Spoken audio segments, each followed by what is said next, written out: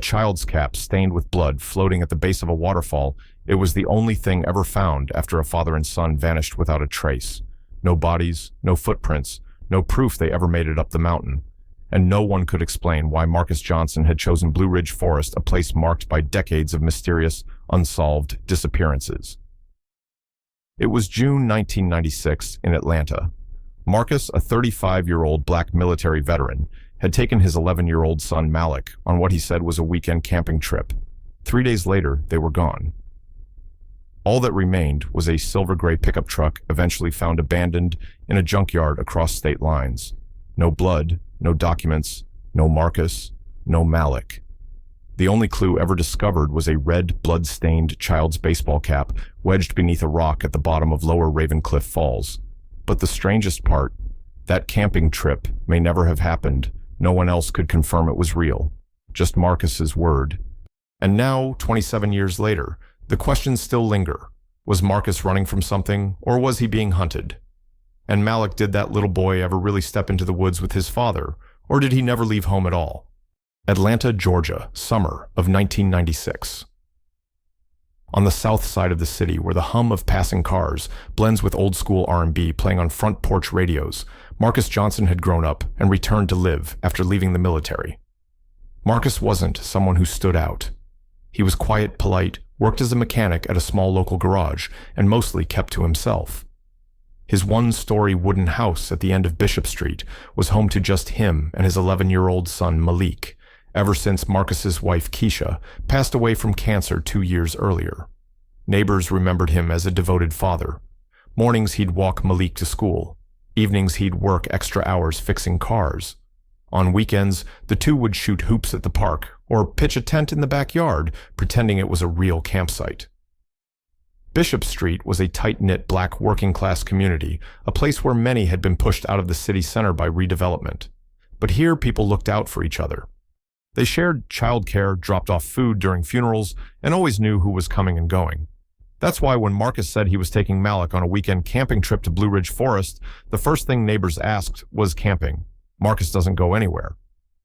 Born in 1961, Marcus grew up in a poor suburb just south of Atlanta. His father worked construction, his mother cleaned hospital floors, and life was always a struggle. But Marcus was different, introverted, quiet, almost invisible in a crowd. At 18, he enlisted in the military, partly to escape the neighborhood, partly because, as he once said, the Army's the only place a poor black man can learn a trade without anyone asking where he came from. He served 8 years, mostly in Germany and parts of the Middle East. His record was clean, though one former squad mate later recalled, "There was this time we were collecting bodies, and Marcus just sat there staring at a bloodstain for almost 3 hours. It was like he got stuck in it." After leaving the military, Marcus came back to Atlanta, studied auto repair, and opened a small garage. He met Keisha at a church gathering. She was a middle school teacher, outgoing, joyful, a lover of books and stories, everything Marcus wasn't. When Malik was born, everyone was surprised by the kind of father. Marcus became gentle, patient, fiercely devoted. Malik was his whole world, a sharp, curious kid who loved comic books and had an incredible memory for details. At school, he was popular, the kind of child who shared homemade cupcakes and never insisted on winning games. When Keisha died in 1994, Malik was just 9. Marcus changed. He stopped playing ball with his coworkers, spoke even less. He started keeping a journal, something no one had seen him do before. He installed a front door camera, got a dog, and always carried a small knife when he left the garage. One of Keisha's close friends once asked, "Are you okay?" Marcus just replied, "I need to keep Malik safe. Someone might be watching us." At the time, people chalked it up to grief or paranoia. But 2 years later, when he told folks he and Malik were going camping to get some space and heal, no one imagined it would be the last time anyone ever saw them. To his neighbors, Marcus was a quiet, slightly mysterious man, but one who loved his son with everything he had. To Keisha's old friends, he was a man haunted, unwilling to love again, always looking over his shoulder. To Malik's teachers, he was a bright, dreamy kid who kept drawing pictures of Blue Ridge Forest, even though he'd never been there. And to Malik, Marcus was everything. They'd set up tents in the backyard, tell ghost stories under flashlights. One night, Malik asked Dad, "If I ever get lost, would you come find me?" Marcus looked at him for a long time, then said, "No one would find you faster than me, even if I had to go through the darkest forest." At the time, it sounded like something a dad would say, but now it feels more like a prophecy. Just like how Marcus taught Malik to navigate using the sun's shadow, or how to mark trees when walking through the woods. Malik once told a friend, "If I ever go missing, my dad will find me." But there's something no one, not even Marcus' closest friends, ever knew. The week before they disappeared, Marcus quietly sold off most of their belongings. He sent cash to someone in Alabama, and just days before the camping trip, he erased every photo of Keisha from the family album. There's something even his closest friends didn't know about Marcus. June 21st, 1996. A Friday morning in early summer. The heat in Atlanta had climbed to nearly 95 degrees, but Marcus Johnson stepped out of his home wearing a long-sleeve khaki jacket, something that caught the attention of neighbors. He and Malik walked out with backpacks, sleeping bags, and a small cooler. Marcus' silver-gray pickup, old but reliable, was packed with camping gear. Malik looked excited, wearing a Superman t-shirt and his favorite red baseball cap. Around 9 a.m., surveillance footage from a gas station on the east side of Atlanta showed the father and son filling up the tank, buying bottled water, and Marcus picking up a paper map of the Blue Ridge region. He didn't use a credit card, paid entirely in cash. One station employee remembered the kid was all smiles, talking about fish and campfires. But the dad, he never took his eyes off that map. That was the last confirmed sighting of Marcus and Malik, alive well, and with no sign that anything was wrong. By late Sunday, 48 hours later, a group of college hikers found a child's red baseball cap drifting at the base of Ravencliff Falls. The cap was stained with blood along the left rim. Police were called, and a search began that very night. But when rescue teams arrived, there was nothing else. No footprints, no tent, no campfire, no vehicle. No other hikers had seen a father and son in the area. Authorities initially suspected a camping accident. Maybe they slipped into the strong currents near the waterfall.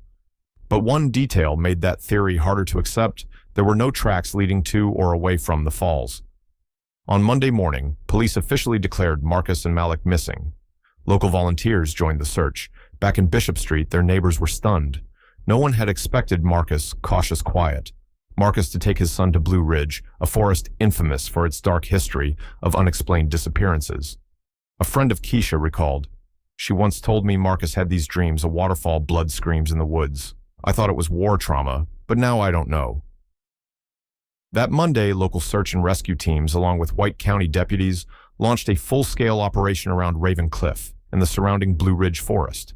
The current near the cap's location wasn't deep, but it was strong enough to drag someone under. Helicopters swept the area for 3 days.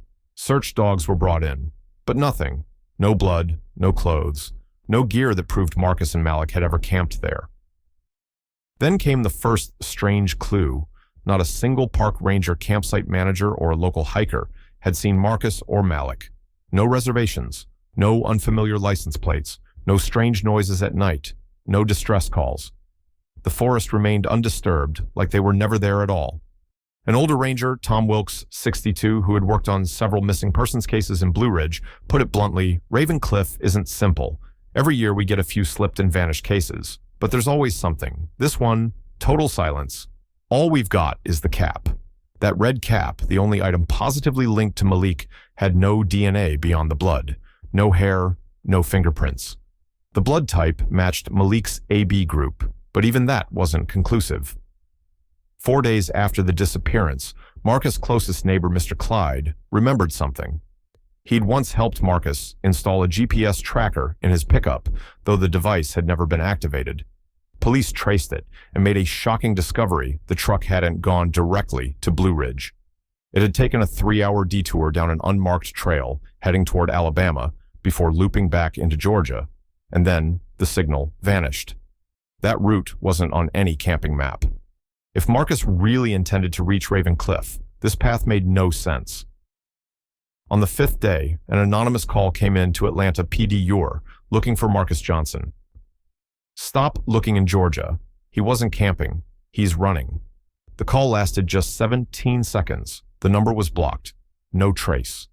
Around the same time, something even more disturbing surfaced at a scrapyard in Mississippi, over 250 miles from the forest. A staff member reported an abandoned silver pickup with no license plate matching Marcus's truck exactly. No blood, no gear.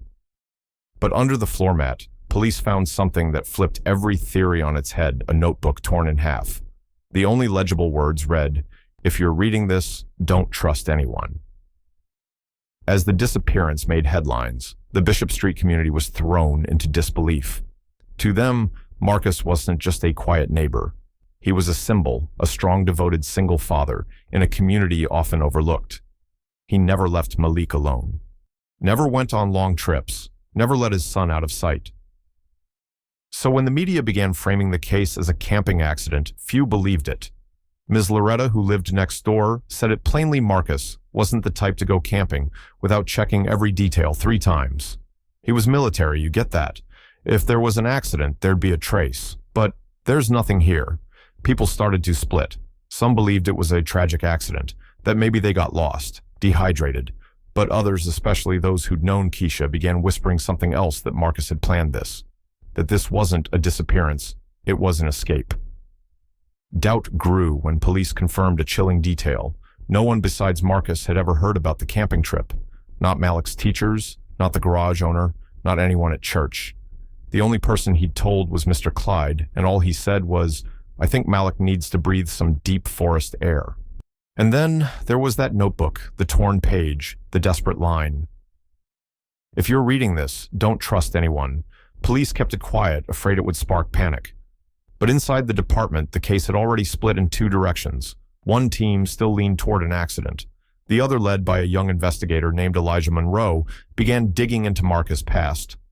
What Monroe found brought the entire investigation to a halt. Marcus had served in psychological reconnaissance. His unit had been disbanded after a failed operation in the Middle East. His military file included notes on sleep disorders, violent outbursts during interrogation exercises, and 1 incident of desertion. Around the same time, another anonymous letter arrived at the station. This time, handwritten, sloppy, unpunctuated, but chilling. "The man you're looking for thinks he's being watched. He believes someone is after Malik. He didn't get lost. He ran." At this point, it was no longer just a missing persons case. It became a maze of untreated trauma, psychological shadows, and the possibility of something more, something external. Or maybe just a father lost in his own fear. And through it all, the strangest thing remained the silence. No ransom, no calls, no sightings, no footage of the truck after Friday morning. Marcus and Malik had vanished as if they never existed. When investigators returned to Bishop Street, where Marcus and Malik had lived, the original goal was simple: retrace familiar connections, neighbors, friends, co-workers, and determine if anyone had noticed anything unusual before the father and son disappeared. But the deeper they looked, the more fragmented and strange the puzzle became. Ms. Loretta Marcus, next-door neighbor, recalled hearing an argument the night before they left. It wasn't loud, no yelling, but she was certain she heard another man's voice coming from behind Marcus' house. "It wasn't Marcus," she said firmly. "It was deeper, rough, older sounding, calm, but very clear." Then I heard a loud thump, like a table being slammed. After that, total silence. At the same time, Mr. Clyde, the only person Marcus asked to watch the house for a few days, remembered something odd. That morning, when Marcus and Malik left, the boy didn't look as excited as usual. That kid was always hyped about going anywhere, Clyde said, but that day he had his head down, backpack on, and when I asked where they were headed, he just said camping. Then got in the truck without another word. At first, those moments could be dismissed as coincidences. But what truly shook the investigators came from Malik's 5th grade teacher, Miss Kennedy. The week before he vanished, Malik turned in a writing assignment, she said. The prompt was, "If I disappeared one day, I thought it was just a child's imagination. But now I'm not sure." In the essay, Malik described being taken to a place where the water sounds like screaming and learning how to breathe quietly so they don't find me.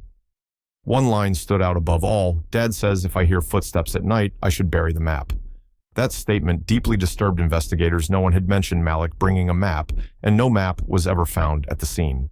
But with Marcus' military background, especially in special reconnaissance and map encryption, that detail could no longer be overlooked.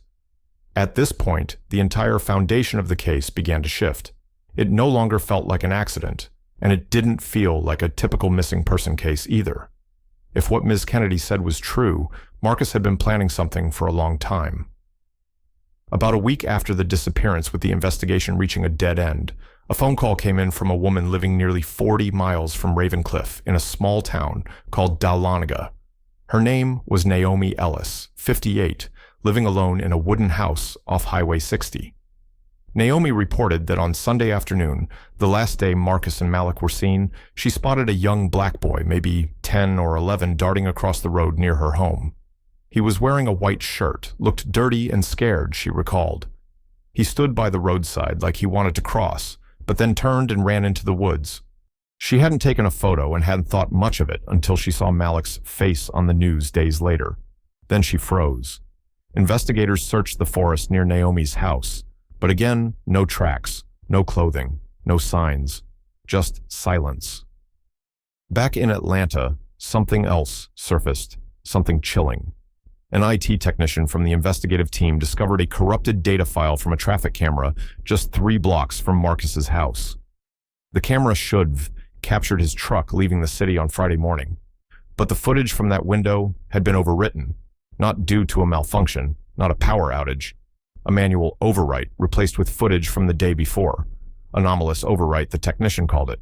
Someone had erased Marcus's path, which raised the obvious question: who had access to the city's surveillance system, and why cover up where Marcus went? The theories were no longer about a missing father and son. This was beginning to look like a deliberate operation by someone with knowledge, access, or both. A former military officer on the task force asked quietly, "Remember those classified programs in Marcus' file? What if he's not just running from something, but from someone who once controlled him?" No one answered. But from that moment, the investigation split into 2 branches.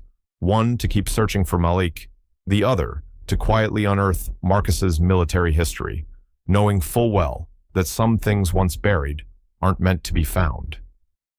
Just days into their inquiry, something else surfaced, this time from a small bank in Georgia. A dormant account under the alias David G. Monroe, opened nearly a year earlier in Montgomery, Alabama, had just been flagged. The account had been inactive for 3 months, but for the 6 months prior, it had received regular deposits, all made by Marcus Johnson. The amounts were small, between $200 and $500 per month, sent consistently, always in cash, through rural post offices. No credit cards, no signatures, just 3 words on every slip for M. At first, they assumed M meant Malik, but tracing past transactions revealed something strange. Each month, David Monroe ordered a bundle of school textbooks for grades 4, 5, and 6 from different publishers, along with crayons, paper maps, a handheld flashlight, and a basic calculator. A quiet investigation unfolded in Montgomery. Postal records, warehouses, and delivery routes were checked. Eventually, an elderly delivery worker recalled dropping a heavy box at a remote cabin on the edge of town. The house was abandoned. No power, no running water, but clear signs of recent use. In the bedroom, pinned to the wall, was a map of the U.S., marked with red dots across multiple states. At the bottom corner, in faint pencil, someone had written, "Safe. No signal." No one knows this place. Under a loose floorboard, they found an old canvas bag. Inside, a child's worn Superman t-shirt and a faded black and white Polaroid. A man in sunglasses, arm around a young boy, both smiling. The photo was grainy, but forensic analysts estimated with 85% certainty that the boy was Malik Johnson, and the man, if it was Marcus, appeared at least 3 months older than when he'd supposedly vanished. On the back of the photo, someone had written in shaky print, "Don't try to find us. He's learning how to survive." When the black and white photo was sent to the Federal Image Analysis Center, the investigative team didn't breathe a sigh of relief. They fell silent. If the people in that photo really were Marcus and Malik, then this wasn't just a disappearance, it was a calculated escape, a plan months in the making. And if that was true, then the question became, who was Marcus running from? The FBI officially stepped in, gaining access to previously classified military records. Among them was documentation from a program known as Echo Veil, a post-Gulf War psychological experiment designed to test emergency response training under extreme stress. Marcus had been one of 12 soldiers enrolled in a sequence called Rapid Threat Protocol, a system that could condition soldiers to react instantly to danger, but at the cost of blurring the line between real threats and imagined ones. In his last 3 years of service, Marcus had twice been placed under observation for extreme paranoia. One military doctor wrote subject believes he's being surveilled by superiors, carries a blade. Hasn't experienced REM sleep in over a week. He was honorably discharged under the term unfit for continued deployment.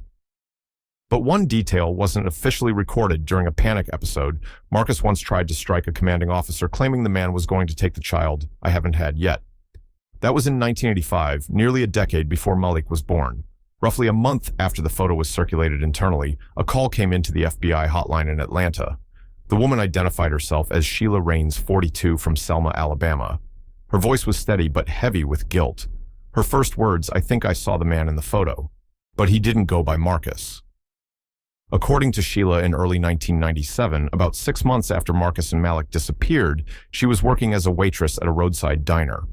One afternoon, a tall black man, wearing a low-brimmed baseball cap, came in with a young boy, maybe 10 or 11. They didn't draw attention, but there was something in the man's constant glancing that made her uneasy. They never said their names, just pointed at the pictures on the menu. The man barely spoke, almost a whisper. But the strangest thing was the boy. He didn't look curious like a kid. He looked alert, guarded. As she brought their bill, the boy accidentally dropped a small slip of paper from his shirt pocket. Sheila picked it up. It was a hand-drawn map, marked with shaky lines, and a note scrawled in childish handwriting. "If we get separated, meet at marker 4. She returned it. The boy said, "Thank you, Mom," and smiled. But the man immediately pulled him close, paid in cash, and they left without another word. Sheila thought little of it until she saw the news report 2 years later. No one believed her at the time, until now. The FBI traced the diner, pulled old security footage, but the data had long been erased. Still, there was one unsettling connection: the man who had once rented the abandoned cabin in Montgomery, where Malik's t-shirt was later found, used the name Ron J. Hall. The reservation on the diner's receipt that day was under R.J. Hall. At this point, investigator Monroe, who had been following Marcus' case since day one, began to believe something entirely different. That Marcus wasn't spiraling. He wasn't unstable. He may have been the only one who truly understood the threat to him and his son. And instead of waiting to be taken, he built an escape plan no one could follow. In September 2000, 4 years after Marcus and Malik vanished, a boy fishing with his grandfather in Guntersville Lake, Alabama, reeled in something strange, an old glass bottle. Inside, soaked and fragile, was a crumpled piece of paper. At first, they thought it was a prank. But the grandfather, a retired police officer, dried it and used ultraviolet light to recover the faded writing. What appeared on that paper made him call the FBI that same night. The note had no name, no location, but one line froze the entire team: still alive. Dad didn't let them find me, but I miss Mom. I don't want to hide forever. If someone reads this, my name is M. Dad says, never trust the police. He says one day someone will know the truth. The handwriting matched Malik's schoolwork with an 87% probability. The ink was traced to cheap blue gel pens, sold only in certain Alabama supply stores at the time. What began as a potential accident, then shifted into a suspected abduction, had now spiraled into a psychological maze where no one could tell truth from trauma, survival from delusion.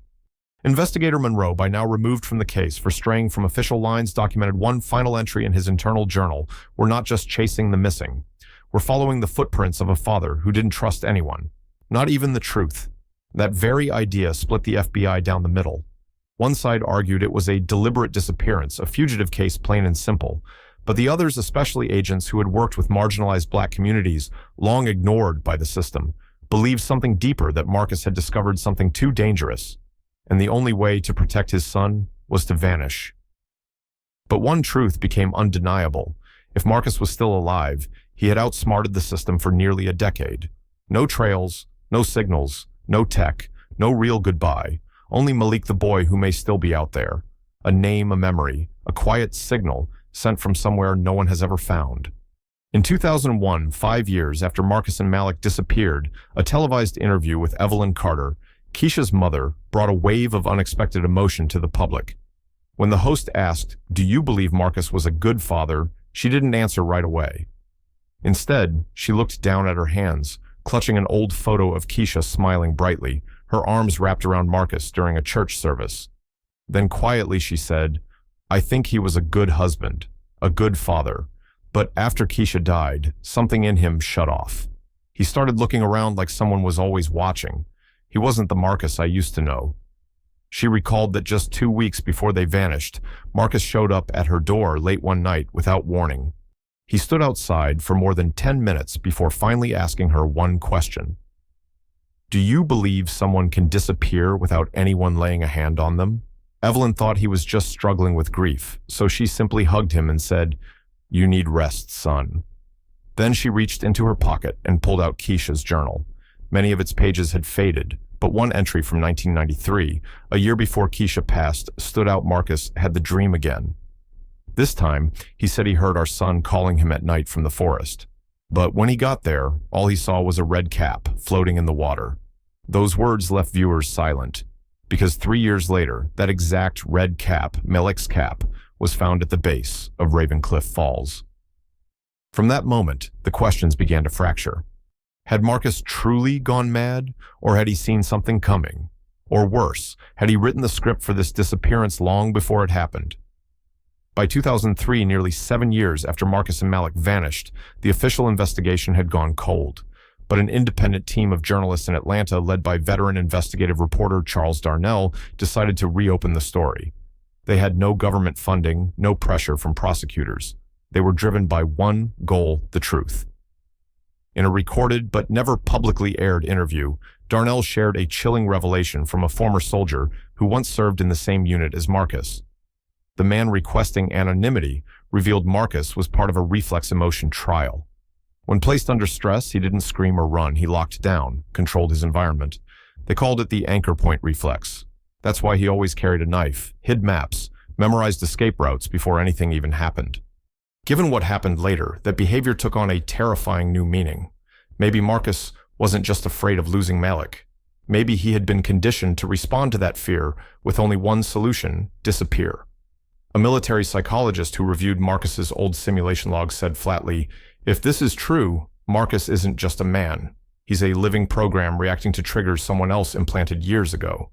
Even those who had always believed in Marcus began to waver. Mr. Clyde, his most loyal neighbor now in his 70s, said only, "Some nights, I wonder what if Malik never actually went into that forest with Marcus. Then where is that boy?" Once dismissed as paranoia, that question became the most haunting of all. Because if Marcus was truly under that level of subconscious influence, who's to say the things he did were out of love or just a programmed response? One morning in February 2005, nearly 9 years after the disappearance, the newsroom where Darnell's team worked received an unmarked package. No return address, just a note that read, "For the one who knows where to look." Inside was an old black USB drive and a scrap of paper with one line, "This is why he can't come back." The USB contained a single nameless file, no metadata, just a series of scanned documents torn faded and stamped with a blurred military seal. At the top of the first page, Echo Vale. Phase 3, Behavioral Replication under Lost Protocol. The contents described classified tests conducted between 1985 and 1992 aimed at creating repeatable behavior patterns in soldiers based on simulated trauma. In short, train them to act as if they'd already lost a loved one, to prepare for unknown combat conditions. Marcus was listed as one of 3 high reactivity subjects with a special annotation beside his name. Subject trained for automatic response in simulated child loss scenarios. Expected behavior: evade, isolate, sever contact, retrain dependent subject in closed environment. Under dependent subject, the name was clear: Malik Johnson. His birth date, his code name, secondary tether. If these files were authentic, it meant that long before Keisha died, long before Malik was even born, part of Marcus's mind had been programmed. Programmed so that if he ever felt Malik was in danger, he would instinctively disappear. remove the child from the world, and reshape his behavior in secrecy. Even Monroe, the one investigator who had always seen Marcus as a grieving father, couldn't hide his unease. "I don't know what's worse," he wrote. That Marcus loved his son so much, he ran from the world, or that he was engineered to become a kidnapper and never even knew it. Because if such a program existed, and if Marcus was its product, then he was both the perpetrator and the victim. And Malik may have never truly known what was real. If everything we've heard is true, that Marcus was once a soldier, trained in a top-secret psychological program, that his brain was wired with an uncontrollable rescue reflex, that the moment he sensed Malik might be in danger, his mind switched to survival mode, then can we really call him unstable? Or was he the most devoted father imaginable? Because on a human level, every one of Marcus's actions, hiding knives, memorizing escape routes, teaching Malik to read maps, choosing places with no signal, forms a clear pattern protection. Month after month, he sent schoolbooks, supplies, maps, flashlights, a desperate effort to keep his son in a clean world. A world without phones, without cameras, without anyone who could hurt him, including himself. The real question isn't, was Marcus dangerous? It's, can we understand a man who watched his fellow soldiers die from bad orders, lost his wife to an illness he couldn't stop, and lived in constant fear that the only thing he had left his son could be taken from him? Because if that's true, then disappearing wasn't a tragedy. It was a choice, a warped expression of love shaped by trauma. A decision that confused the world but may have been the only thing Marcus still had control over. If Malik, now likely close to 30 years old, is still out there somewhere, he may be living under a name no one knows, his past buried. Childhood memories reduced to fragments, a red cap, a Superman shirt, a familiar voice whispering at night, "Don't trust anyone." And the question is, does that boy now, a man, understand why he had to vanish? Does he know why his mother never came? Why no one called his name on TV, at school, or in the records? Does he believe his father was a hero, or the man who took everything away? The disappearance of Marcus and Malik Johnson isn't just a mystery. It's a mirror reflecting how society deals with psychological trauma, especially among Black men who once served, once loved, once lost, but were never truly healed. If Malik is still alive, then what his father left him isn't just survival skills or hidden maps. It's something deeper, the knowledge of how to survive in a world that doesn't see you, doesn't trust you, and could erase your existence at any moment. And if he's gone, then everything we've traced for the last hour may be just that, the final message of a father trying to hold on to the only thing he had left in the dark. So what do you believe really happened to Marcus and Malik Johnson? Was he a desperate father trying to save his son from a world he couldn't trust, or a victim of a system that planted something inside him, then abandoned him when it broke loose? In forgotten communities, especially among Black men who once served, once loved, and were left behind, how many have disappeared in silence just like him? If you've ever known someone who was here, then quietly faded away, not by accident, but because they stopped believing this place was home, share that story. Subscribe to help us tell the names that were lost and the memories that never got the chance to be called by their name.